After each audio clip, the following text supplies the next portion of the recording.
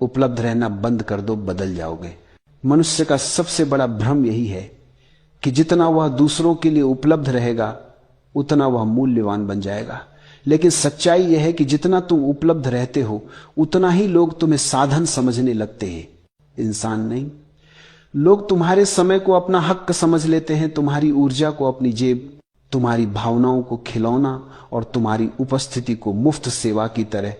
धीरे धीरे तुम खुद को खो देते हो, क्योंकि हर किसी के लिए उपलब्ध रहते रहते तुम खुद के लिए उपलब्ध रहना भूल जाते हो। जिस दिन तुम हर किसी के लिए दरवाजा खोलना छोड़ दोगे उसी दिन तुम खुद के भीतर का दरवाजा खुलते हुए महसूस करोगे।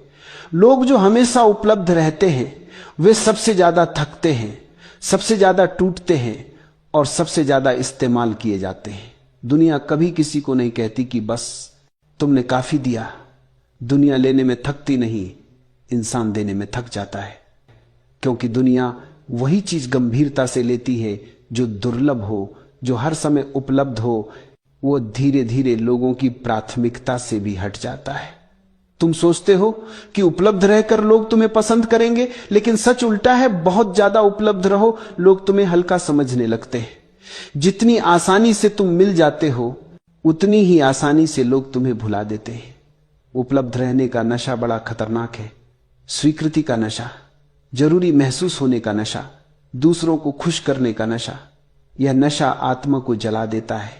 तुम सबके लिए खड़े रहते हो, लेकिन जब तुम्हें सहारे की जरूरत होती है तुम्हारे आसपास कोई नहीं दिखता, क्योंकि दुनिया मान लेती है कि उपलब्ध रहने वाला व्यक्ति खुद संभल जाएगा और तुम अंदर ही अंदर टूटते रहते हो, क्योंकि तुमने कभी ना कहना सीखा ही नहीं। ना कमजोरी नहीं है, ना सीमा है, ना दीवार है जो तुम्हारी ऊर्जा की रक्षा करती है, ना वह शुद्ध शक्ति है जिससे तुम खुद को वापस पाते हो।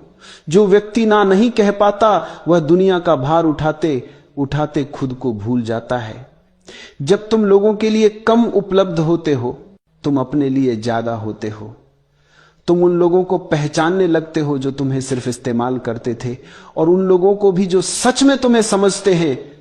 तुम धीरे धीरे महसूस करते हो कि तुम्हारा समय कितना मूल्यवान था, तुम्हारी ऊर्जा कितनी पवित्र थी, और तुम कितने साल उन लोगों पर बर्बाद करते रहे जिन्हें तुम्हारी कदर ही नहीं थी।